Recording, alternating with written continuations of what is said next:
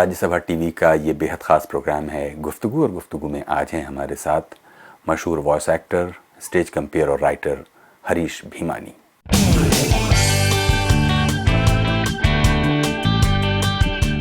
अपनी आवाज़ से पहचाने जाने वाले हरीश भीमानी किसी भी परिचय के मोहताज नहीं हैं।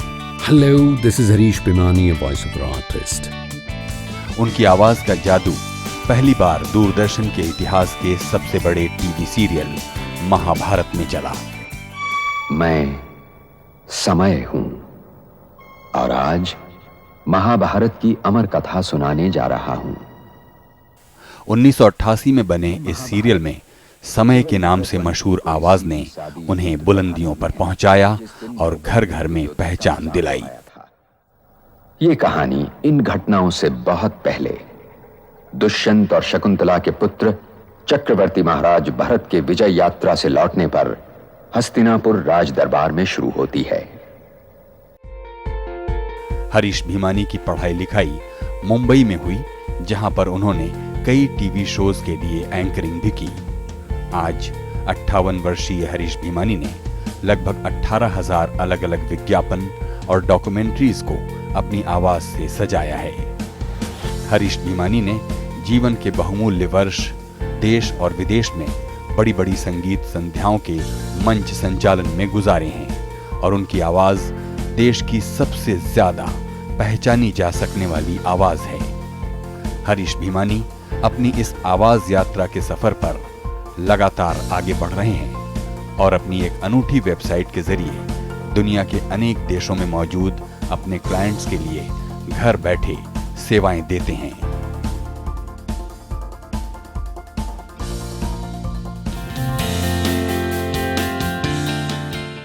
बहुत बहुत स्वागत है हरीश जी। नमस्कार। सरसरी तौर पर बताइए कि आपकी ज़िंदगी के शुरुआती बरस कैसे हैं, ताकि हम ये जान पाएं कि ये जो वॉइस बिजनेस में ख़ास तौर पर आने का सिलसिला क्या होगा। किसी ने मेरी प्रशंसा में तारीफ करते हुए ऐसा कहा था कि इसने जब शुरुआत की और जो हम आज देख रहे हैं उसमें वॉइस बिजनेस में फ़र्क ये हुआ है कि जब तब एक छोटी सी पगडंडी भी नहीं थी और आज वो महामार्ग शाहराह बन गया है, एक्सप्रेस वे बन गया है। शुरुआत मेरी कैसे हुई, जैसे आमतौर पे किसी भी मेरे ख्याल से कला के क्षेत्र में होती है, थोड़े से पागलपन से। मैंने as I am fond of saying काफ़ी गलत पढ़ाइयाँ कर ली। इसमें मैं दोष 2-3 लोगों को देता हूँ। सबसे पहले तो ये कि मैं अच्छा स्टूडेंट था, तो कहीं मुड़ के देखना नहीं पड़ता था। जो सीधी लीक में तब के जो अच्छे अच्छे कोर्सेज थे वो लेता गया, पार करता गया, कभी कभी उठते गिरते भी। दूसरा ये था कि तब माहौल घर का ऐसा था, हम मारवाड़ कच्छ के रहने वाले, तो रगों में रुधिर की जगह व्यापार बहता। तो व्यापारी का बेटा बहुत तो व्यवसायी बनेगा। जैसे मेरे पिताजी कहते थे, मुझे रेडियो का बड़ा शौक था, पागलों की जुनून की हद तक। तो जब मैंने ये इच्छा जाहिर की कि मुझे तो ये करना है, तो बहुत सिंपल तर्क बताया गया कि बेटे रेडियो सुनने की चीज़ होती है, सुन के उसमें से कुछ सीख के जान के बड़े अच्छे अच्छे समाचार आते हैं। देखो गांधी जी हिंदी के वर्ग चलाते थे रेडियो पे, जिससे मैंने काफ़ी कुछ सीखा। बहुत अच्छी अच्छी चीज़ें आती हैं, और अगर बहुत फालतू टाइम है तो सिनेमा के गाने भी सुन लो और फिर बंद कर दो, सहज के रख दो। रेडियो में जाने की बात मत सोचो। मतलब ये सोचा ही नहीं जा सकता था कि वो एक करियर हो सकता है।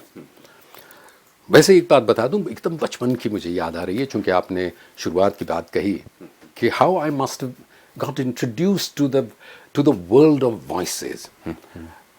उन दिनों मतलब मैं शायद स्कूल में जाना भी मैंने शुरू नहीं किया था, इतना छोटा था, तो घर में एंटरटेनमेंट सेंटर रेडियो हुआ करता था।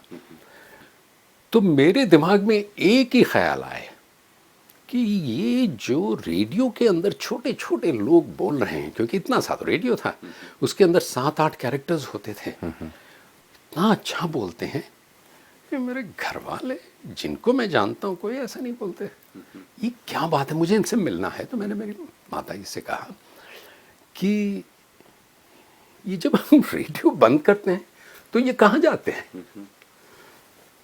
तो ज़रा वो मुस्कराए, कहा बेटे अपने घर चले जाते हैं। तो एक बार घर में कोई था नहीं, माँ रसोई में थी, तो मुझे याद था कि जब वो ऑन करते हैं तो टड़क आवाज़ आती है। वो आवाज़ आ गई तब तो मुश्किल होगी कि इतना बच्चा रेडियो को हाथ लगाता है। रेडियो यानी आप गहने को छू लीजिए, खेल लीजिए, लेकिन रेडियो को नहीं। तो याद है मुझे, मैंने ज़ोरों से खांसी खाई ताकि खांसी की आवाज़ जाए, इसकी ना जाए। वो थोड़ी देर के बाद डायड और ट्रायड हुआ करते थे, उससे गर्म होता था रेडियो और लगभग 10-15 सेकंड में शुरू होता था। तो वो चलने लगा, अंदर 2 ही आवाज़ें आ रही थी, मुझे पता नहीं है, शायद ऐसे ही कोई डिस्कशन हो रहा हो। तो मैंने कहा ये मौका है, इनमें से एक को बाहर निकालते हैं, पूछ लेते हैं, मिल लेते हैं। तो मैंने पीछे से ऐसे किया, अंदर हाथ डाला तो मुझे ज़ोरों का शॉक लगा और मैं चिल्लाया। तो माँ दौड़ती हुई आई, कहा क्या हुआ, ये रेडियो किसने चलाया? अगर पिताजी ने देख लिया। तो फिर मैंने कहा क्यों चलाया, क्या कर रहा था? मैंने कहा वो अंदर तो जो बैठे उसमें से एक को निकाल रहा था। तो माँ ने कहा कि मैं रोऊं कि हंसूं? बेटे ऐसा नहीं होता है, ये तो कहीं दूर बैठे हैं, उससे ज़्यादा उसको पता भी नहीं होगा बेचारे को, ये आवाज़ तार से आती है। तो मैंने कहा तार से लोग कैसे आते हैं जो बोलते भी हैं वगैरह वगैरह। तो वहाँ से मेरी शायद शुरुआत हुई होगी, मतलब मेरे अवचेतन में, मेरे सबकॉन्शियस में वो ज़रूर रहा होगा। लेकिन यहाँ पर एक सवाल बनता है, जैसे कहते हैं कि रुचि का निर्माण, यानी कि रेडियो से आने वाली आवाज़ें रुचिकर हो सकती हैं, ये रुचि क्यों पैदा हुई होगी? ज़रूर इसकी कोई वजह होगी। अगर आप अपने बचपन में तलाशें कि रेडियो से आने वाली आवाज़ों में संगीत भी था, संगीत के प्रति रुचि हो सकती थी, या फिर सुनकर उसे नज़रअंदाज किया जा सकता था कि उससे मिलने वाली इन्फॉर्मेशन या एंटरटेनमेंट को लिया जा सकता था, लेकिन वो एक ऐसा इंस्पिरेशन बन जाएगा कि वो आवाज़ आगे आगे चलेगी और आप पीछे पीछे। ये क्यों हुआ होगा? अब ये तो बड़ा गहन सवाल है, ये शायद मनोविश्लेषण का कोई विषय होगा। लेकिन एक दिलचस्प बात ये है, ना मेरे चाचा, ना मेरे ताऊ, ना मेरे पिताजी, उनको कोई लेना देना था भाषा से। अब लगता है याद करूं कि हाँ आवाज़ें अच्छी थी, लेकिन ऐसी कोई एक्स्ट्रॉर्डिनरी नहीं कि कोई कहे कि हेलो क्या आवाज़ है। मतलब they didn't have voices that turned heads।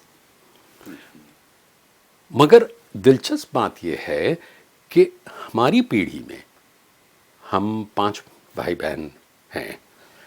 सबसे बड़े किशोर विमानी जो कलकत्ते में रहते हैं और जाने माने कमेंटेटर, राइटर हैं, क्रिकेट कमेंटेटर, टेनिस वगैरह।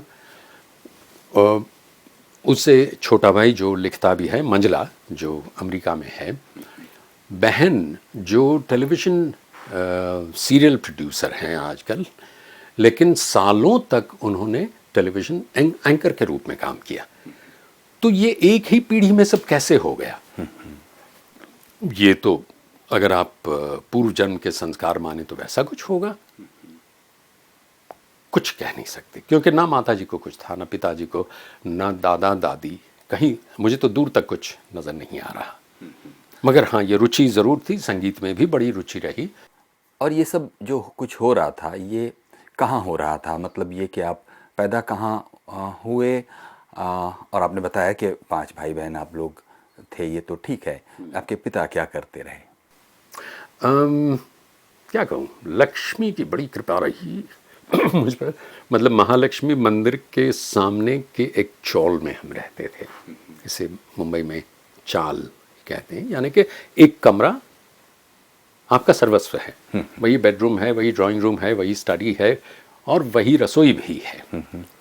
तो वहाँ बिल्कुल महालक्ष्मी मंदिर जो है, और वहाँ से फिर हम यहाँ लक्ष्मी एस्टेट में आए और मैंने केमिकल इंजीनियरिंग की Lakshmi Narayan institute of technology में वगैरह वगैरह। तो नहीं, ये सारा का सारा मुंबई में ही, मैं यहीं पला बढ़ा। और अब ये मत पूछिए, ये मत जानना चाहिए, क्योंकि मैं जवाब नहीं दे पाऊंगा कि मुंबई जैसे भेलपुड़ी वाले शहर में, यानी भाषाओं की भेलपुड़ी वाले शहर में रह के मैंने अपनी भाषाएं कैसे संभाली पहले और बाद में शायद संवारी। जैसा कि आपने किशोर जी का नाम लिया, जो कि आपसे बड़े हैं और वो भी कमोबेश इसी कारोबार में हैं जिसमें आवाज़ के ज़रिए एक जादू पैदा किया जाता है। क्या वो तब तक इस प्रोफेशन में आ चुके थे और तब घर में आपके पेरेंट्स कंफर्टेबल हो गए थे कि ये भी एक अल्टरनेटिव करियर हो सकता है, जबकि आप केमिकल इंजीनियरिंग कर रहे थे? नहीं, मैं केमिकल इंजीनियरिंग पे रुका नहीं। बड़ा ढीठ था मैं पढ़ाई के मामले में भी। तो मैं बिजनेस मैनेजमेंट कर रहा था, और वो भी Bajaj institute of management studies से। तो हाँ, मेरे बड़े भैया ने शुरुआत तो कर दी थी, लेकिन उन्होंने जर्नलिस्ट के तौर पे की थी। आप द स्टेट्समैन में स्पोर्ट्स में लिखते थे और बहुत ही जल्द स्पोर्ट्स एडिटर हो गए। और साथ साथ उन्होंने पहले क्रिकेट की कमेंट्री शुरू की, फिर टेनिस, और जो सबसे मुश्किल कमेंट्री मैंने उनकी सुनी है वो है रेसेस की। आपको 1 मिनट में सारा विश्व भर देना है, वो 7 घोड़े जा रहे हैं, उनके ऊपर कौन है, उनका इतिहास बता देना है। पता नहीं कैसे करते थे। हाँ, उससे मुझे थोड़ा संबल ज़रूर मिला। इंजीनियरिंग मैंने पूरी की और ठीक ठाक, बस यूँ समझिए मुश्किल से फर्स्ट क्लास आ गया था, मगर बस इतना ही, उससे कोई बड़ा तीर नहीं मारा था। तो मेरे मंझले भाई ने, मतलब मुझसे बड़े भाई ने बताया कि यहाँ मैनेजमेंट का, बिजनेस मैनेजमेंट का बहुत अच्छा इंस्टीट्यूट खुला है, तुम ज़रूर देख लो। तो मैं गया देखने, मुझे कुछ पता नहीं था उसके बारे में।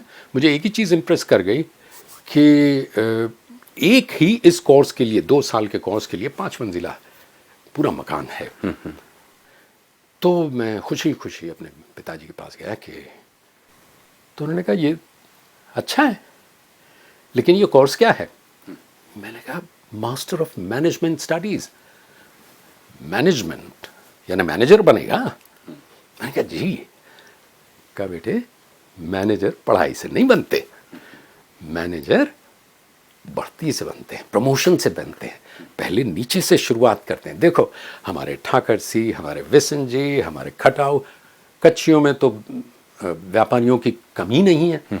तो कहा वहाँ कहीं तुमको लगा देंगे, वहाँ इंटरव्यू जाके तो, और धीमे धीमे मेहनत करो, अच्छे से काम करो, मैनेजर बन जाओगे। मैंने कहा ये नया शुरू हुआ है, नया यानी 6-7 साल ही हुए थे तभी, 6-7 साल हुए होंगे। तो कहा ये सब मैं नहीं जानता, तूने कुछ अच्छा किया है, तू पढ़। मैं फाइनेंस नहीं कर सकता, बहुत साल पढ़ लिए। तो मैंने कहा पढ़ना तो है। तो बड़ी बड़ी मुश्किल हुई थी मुझे। हालांकि शुक्रिया यूनिवर्सिटी ऑफ बॉम्बे का कि कोर्स महंगा नहीं था, लेकिन आना जाना, खाना पीना और कॉलेज की फ़ीस और ख़र्चे होते हैं, तो महीने के ज़्यादा नहीं 250-300 रुपये लग जाते हैं। अब आज कोई 250-300 को 5,000 या 10,000 समझ के चले, तो कहाँ से लाऊं? तो मैं एक मैगज़ीन में, केमिकल इंजीनियरिंग के मैगज़ीन में 2 आर्टिकल्स महीने के लिखता था। दूसरे, मैं फ़ोटोग्राफी करता था। मेरा आज भी ये विश्वास है कि मैं कहीं बेहतर स्टिल फोटोग्राफर हूँ, जो भी हूँ उससे। और तीसरे, पास में ही बिल्कुल नज़दीक में ऑल इंडिया रेडियो का स्टूडियो था, तो वहाँ चला गया मैं। और वहाँ तो रूल हुआ करता था कि 2 महीने में एक से ज़्यादा बुकिंग ना दी जाए, क्योंकि मैंने ऑडिशन दी, ऑडिशन में फर्स्ट आ गया।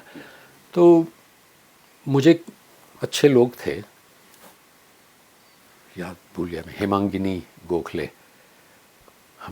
हमीदा जी गोखले, बहुत अच्छी भाषाएं, और वो भी कच्छ की थी वैसे, तो रानड़े गोखले ने, तो उन्होंने ख़ास रेकमेंड किया कि नहीं, इस लड़के को और दो। तो मैं हिंदी में भी करता था और अंग्रेज़ी में भी करता था। इस तरह वॉइस के काम में ऑल इंडिया रेडियो की ये पहली ओपनिंग थी आपकी? जी जी जी, एकदम जी, बिल्कुल बिल्कुल। ज़रा कहिए तो सही, क्योंकि वो बहुत एक्साइटिंग एक्सपीरियंस रहा होगा। एक आदमी जो कि, एक बच्चा जो कि बचपन से ही रेडियो का दीवाना था और अब वो ऑल इंडिया रेडियो के दरवाजे पर पहुंच गया था, वो क्या तजुर्बा था? एक्चुअली हुआ यूँ कि एक रिसेस, मतलब हमारे 1.5 घंटे की क्लास होती थी, 45 मिनट की नहीं, बिजनेस मैनेजमेंट में। तो बीच में एक क्लास थी नहीं पूरी, तो मैं गया वहाँ हुजूम लगा हुआ था, ऐसा लगा कि आग लगी है, पता नहीं क्या हुआ है, सिर्फ लोग चिल्ला नहीं रहे हैं। तो मैंने कहा हो क्या रहा है? कहाँ ऑडिशन है? तो मैंने कहा ये I am in luck, Google में कहता है ना आई एम फीलिंग लकी। तो मैं दौड़ा उधर गया, हाथ पांव जोड़े, मैंने कहा कि मैं दे नहीं पाया फॉर्म, मैं भर देता हूँ, प्लीज़ ऐसा मत कीजिए, मेरे करियर का सवाल है कुछ, मैंने कहा उनसे। अच्छा चलो ठीक है, चलो जाओ। मैंने कहा कि मैं पास में ही पढ़ता हूँ। अरे तुमको सब कुछ चाहिए, तुमने फॉर्म भी नहीं भरा, ये भी नहीं अभी। फिर मैंने 2-3 वहाँ 4 लोग खड़े थे, उनसे कहा कि ज़्यादा देर नहीं लूँगा, अच्छा जाओ। तो एक लंबा सा लड़का खड़ा था, तो उसने कहा आ जाओ मेरे आगे आ जाओ, चल कोई बात नहीं। बहुत बाद में, सालों बाद जब मिले तो पता चला ये मुकेश खन्ना था। अच्छा। हाँ। हमने साथ में एक ही दिन ऑडिशन दी, तो मुझे आगे कर दिया। मैंने कर बहुत सारी चीज़ें पूछी और बहुत पते की चीज़ पूछते थे। आखिर में जाके सब कुछ अच्छा हुआ तो बोलते हैं अच्छा गिनती करो। गिनती? मगर गिनती में आदमी पकड़ा जाता है। कितने लोग 39 ही बोलते हैं ना, 79 बहुत कम बोलते हैं, तो इसमें पकड़े जाते हैं, 41 बोल जाते हैं। तो पता नहीं उन्होंने कहा कि 25 से गिनती शुरू करो। जैसे 31 कहना अशुद्ध होता है, 31 होता है, 49 नहीं 49। तो वहाँ मैं सही निकला, मतलब वहाँ भी सही निकला होगा। तो 2 लोगों को, सिर्फ 2 लोग चुने गए, मैं और मुकेश खन्ना। तो मुकेश खन्ना तो मुझे तो पता नहीं बाद में कुछ, सिर्फ मुझे नाम याद था, ये लंबा सा लड़का था जिसने मेरी मदद की थी। तो बस उसके बाद मुझे तुरंत कहा आ सकते हो जल्दी, कितना पैसा मिलेगा? मुझे रियली सिर्फ तब और कुछ इंटरेस्ट नहीं था। तो कहा 15 रुपया मिलेगा। 15 रुपया, आधे घंटे का प्रोग्राम, युववाणी था वो, और उसमें लिखना, शायद किसी को सिखाना, कंडक्ट करना, सभी कुछ आ गया। मैंने कहा चलो यही सही, कुछ तो है, मतलब 15 रुपये में 4-5 दिन चलते हैं खर्चे के। तो वहाँ शुरुआत हुई। अब अगर इसी की लीक पकड़ें, जैसे मुझे लोग पूछते हैं कि आपके परिवार के कौन थे, आपको कैसे सहायता, मुझे कोई सहायता नहीं मिली। अगर थोड़ी कुछ हुआ तो असहायता मिली, क्योंकि लोग उसके विरुद्ध थे। तो ये करते करते मैंने इनसे कहा, ये हेमांगिनी जी से, कि मैं यहाँ पढ़ता हूँ और एक्चुअली तो मुझे बहुत पैसों की सख्त ज़रूरत है। तो कह रहे तुम स्कॉलरशिप क्यों नहीं ले लेते, लोन स्कॉलरशिप। वो स्कॉलरशिप ले ली तो वो मेरी मुश्किल आसान हो गई। तो फिर उन्होंने मुझे कहा कि तुम अच्छा करते हो, तुम यहाँ का जनरल में जाओ। तो वहाँ ठीक ठाक अच्छा वहाँ भी हो गया। तो वहाँ कुछ ज़्यादा पैसे मिलते थे, 35 रुपये मिलते थे। फिर उन्होंने कहा कि अरे ये तो ठीक है, तुम में तो बहुत पोटेंशियल है, तुम विविध भारती के लिए जाओ, नाटक वहाँ होते हैं। वो दूसरी जगह दूर, वहाँ से 3-4 किलोमीटर दूर स्टूडियो था। मैं वहाँ गया, वहाँ ज़रा मुश्किल पेश आई, मतलब आज नहीं ऑडिशन, बाद में ये वो हुआ, तो वहाँ अच्छा होने लगा। तो वहाँ किसी ने, रिकॉर्डिस्ट ने कहा कि तुम्हारी आवाज़ में है ना कमेंट्री है। तो मैं समझ नहीं पाया कमेंट्री है का मतलब क्या हुआ। अरे फिल्म्स डिवीज़न की फिल्में नहीं देखी, डॉक्यूमेंट्रीज तब सिर्फ फिल्म्स डिवीज़न करते थे, और आपको याद हो तो हर शुक्रवार को एक न्यूज़ रील जी, एक 10 मिनट का होता था, वो नहीं देखा। तुम्हारी आवाज़ उसके लिए सूटेबल है। मैंने कहा अच्छा, तो वो कहाँ जाना होता है? उन्होंने कहा पेडर रोड में जाओ, वहाँ फिल्म्स डिवीज़न है। तो वहाँ गया। तो फिर धीमे धीमे मैंने पूछा, कोई एक विनय गुप्ता थे, अब नहीं रहे वो। तो मैंने कहा क्या मिलता है, मतलब इतनी दूर आऊँ मैं, यहाँ से फिर अंधेरी जाऊँ, उफ। तो कहाँ 125 रुपये मिलते हैं। मैंने कहा यहाँ तो लूट मची है, 10 मिनट बोलने के 125 रुपये। अरे क्या ज़रूरत है इतनी पढ़ाई करने की? मैंने कहा ये कैसे हो सकता है ना। मैं उन दिनों की बात कर रहा हूँ कि जब 500 रुपये में घर चल जाता था। घर यानी एक परिवार का घर 500 से 750 रुपये महीना चल जाता था। तो 125 रुपये। आपको शायद पता हो कि हमारे देश में there are 3 original radio broadcasters.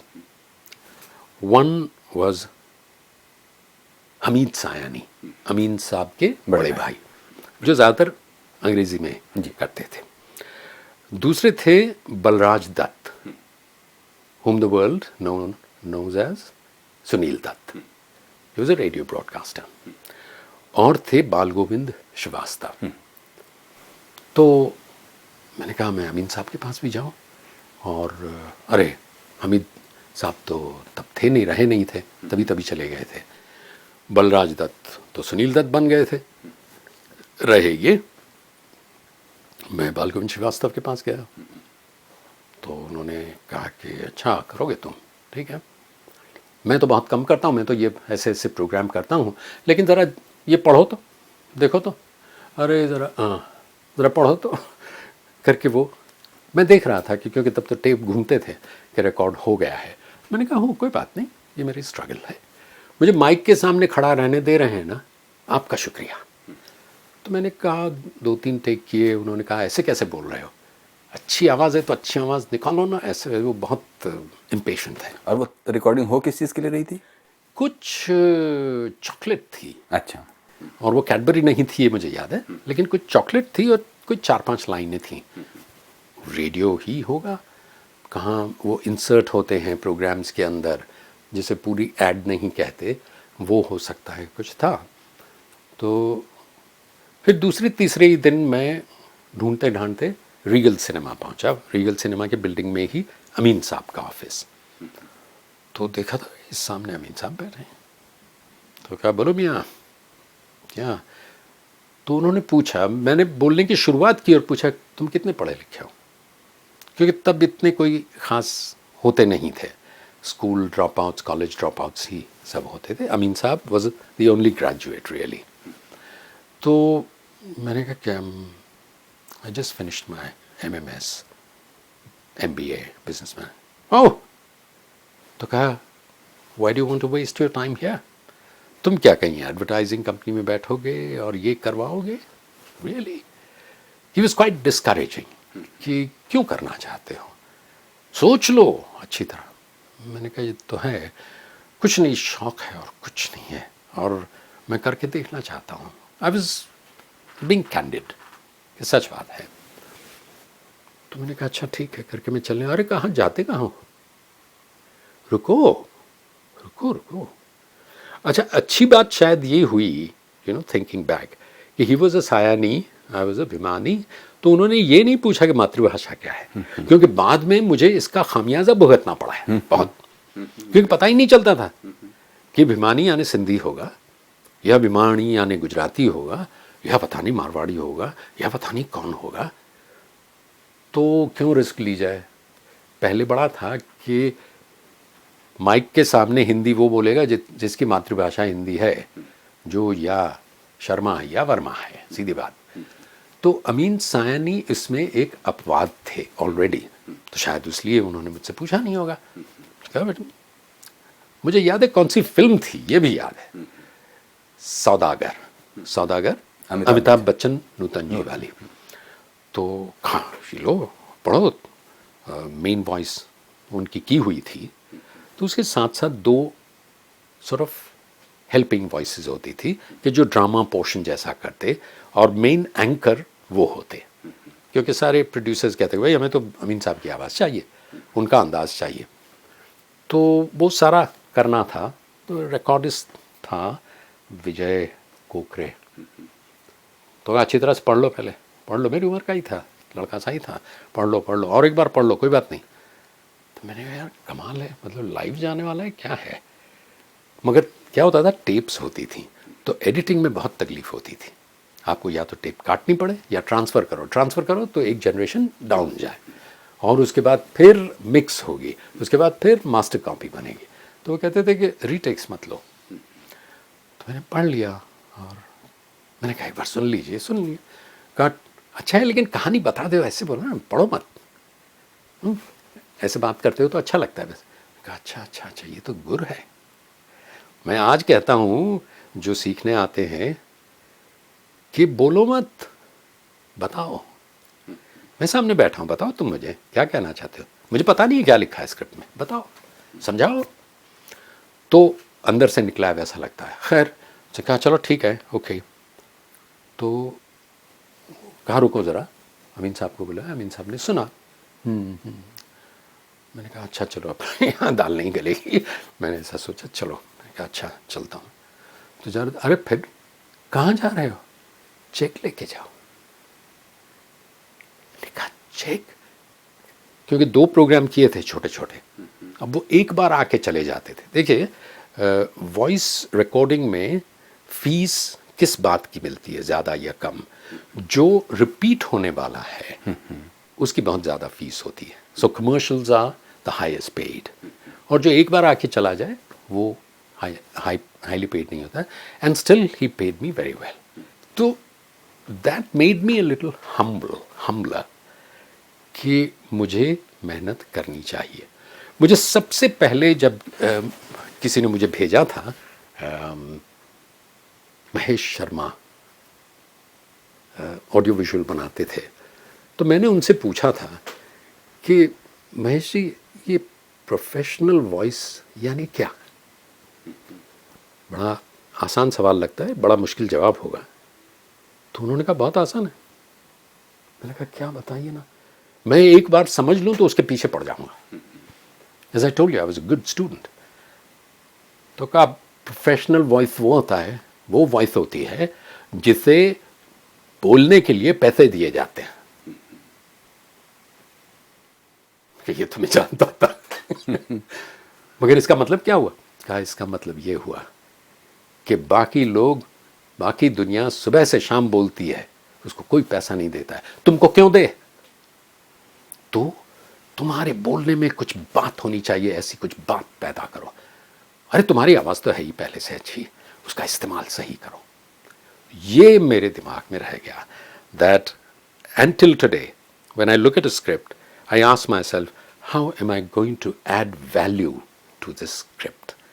मैं सारा जो इसका बनेगा उसके मूल्य में मैं बढ़ोतरी, इजाफा कैसे करूं। और ये वो नोट है हरीश जी कि यहाँ हम बातचीत के इस हिस्से को विराम देंगे। बातचीत इतनी दिलचस्प है कि ये जारी रहेगी, लेकिन फ़िलहाल हम अपने दर्शकों से और आपसे यहाँ इजाज़त लेते हैं और बातचीत का जो अगला हिस्सा है उसको जारी रखेंगे। मशहूर वॉइस कास्टर, स्टेज कंपेयर और राइटर हरीश भीमानी है हमारे साथ। कुछ कहना चाहते हो तो हमें लिखिए feedback.rstv@gmail.com पर। मैंने कहा अब तो ओखली में सर, फिर मूसल से क्या डर, चलो करते जाओ। अब इतने बड़े लोग हैं, कुछ सीखने ही मिलेगा ना, और क्या। नहीं सच में मैंने यही सोचा कि यार इनसे तो सीखने ही मिलेगा, और क्या होगा। फिर कुछ हो नहीं रहा था। मैंने कहा अच्छा आपको भगवान की आवाज़ चाहिए ना बेटे, भगवान की आवाज़ नहीं चाहिए तो आकाशवाणी ना, ये आकाशवाणी नहीं हो रही है, ये समय है। अरे मगर समय कौन है? कोई पता है?